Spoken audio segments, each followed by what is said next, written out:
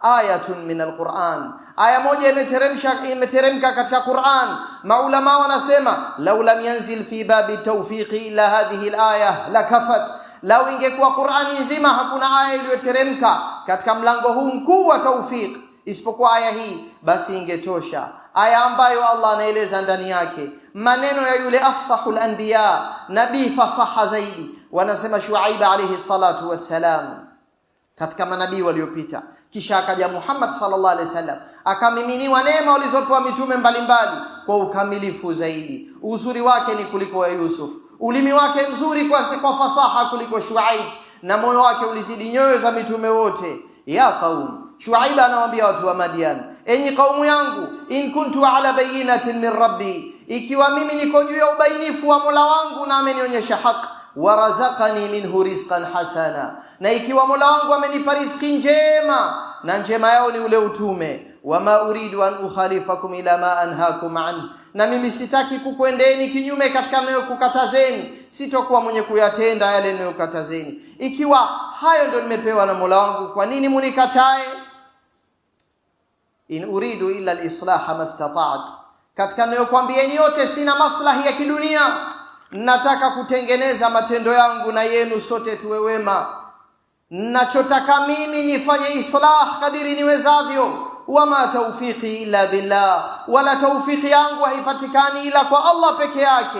Alayhi tawakkalt, peke yake namtegemea. Wa ilayhi unib, na kwake narejea kwa tauba na kujipendekeza mara kwa mara. Sifa mbili kazitaja Shuaib, zimemfungulia mlango wa tawfiq, ili tawfiki imfungulie mlango wa da'wa na a'mal. Sifatul inabati wa tawakkul, sifa ya kumtegemea Allah na kujikabidhisha kwake mara kwa mara. Ndugu zangu Waislamu, kubwa tunaloliomba kila siku ni tawfiki ya hidayah. Ihdina siratal mustaqim. Maulama wanasema ihdina, dullana ala alhidayati biirshadik wa waffiqna laha bitawfiqik. Unaposema ihdina unaomba mawili, nionyeshe hidayah kwa muongozo wako, na hiyo ndio hidayatul irshad. Halafu nipe tawfiki kuifuata hidayah, na hiyo ndio hidayatut tawfiq.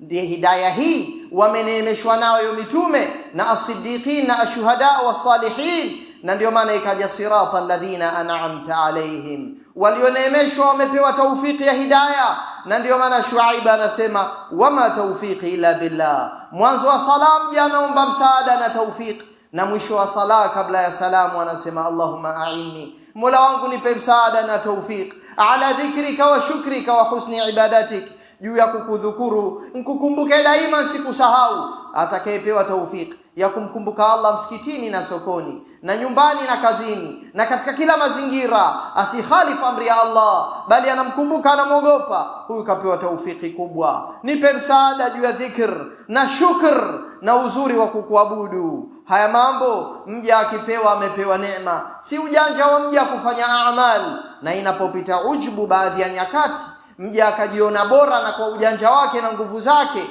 ndo kaipata siami ya Jumatatu na Alhamis na qiyamul layli na a'mal na haji na umra na a'mal mbalimbali, Allah huenda akampokonya amali hiyo, ili amjulishe tu kwamba si wewe bali ni mimi ndo nilokuneemesha. Wama tashaun illa an yasha Allahu rabbul alamin, wala nyinyi hamtaki isipokuwa mpaka atake Allah, Mola wa walimwengu wote. Tawfiki ndio ilowapa uokovu ashabul kahf, wakamuomba Mola wao, wakamlilia. Baada ya kufanya juhudi yao wakaiambatanisha na dua. Idh awal fityatu ila al-kahf, pale ambapo ashabul kahfi walipoenda katika pango, faqalu rabbana, wakasema Mola wetu mlezi, atina min ladunka rahma, tupe rahma kutoka kwako, wa hayyi lana min amrina rashada. Maulama wanasema wawafiqna li ahda ar-rashad, tupe tawfiki katika ule mwongozo ulio bora zaidi, tuwepesishie katika mambo yetu haya, tupe rashadan. Naam, Allah akawahifadhi akawalinda, na si wao tu, atakahifadhi aya 10 za mwanzo za suratul kahf zinazoishia na dua hii waliomba ashabul kahf, atalindwa na fitnatul masihi dajjal. Na bila shaka akilindwa na fitna kubwa, zitakuwa ayati hizi ni sababu kubwa ya ulinzi wa fitna ndogo vile vile. Na pia aya za mwisho za al-kahf nazo katika baadhi ya riwaya ndizo zinazomlinda mtu na fitan. Mtume anasema ihris ala ma yanfa'uk, yaende mbio kuwa na pupa na hamu ya kuyafanya yale yanayokunufaisha. Wasta'in billah, taka msaada na taufiki ya Allah. Wala ta'jaz, wala usishindwe. Juhudi yako ya kibinadamu fanya, lakini yakinisha kwamba bila msaada hakuna liwalo. Abu Ayyub al-Ansari radhiyallahu anhu wa ardah anaeleza kwamba Mtume sallallahu alayhi wasallam katika usiku aliopelekwa al-Isra alipita akakutana na Ibrahim ndani ya safari ya al-Mi'raj. Ibrahim akamuuliza Jibril, man ma'aka ya Jibril? Jibril huyo aliyefuatana naye ni nani? Akasema hadha Muhammad, huyu ni Muhammad.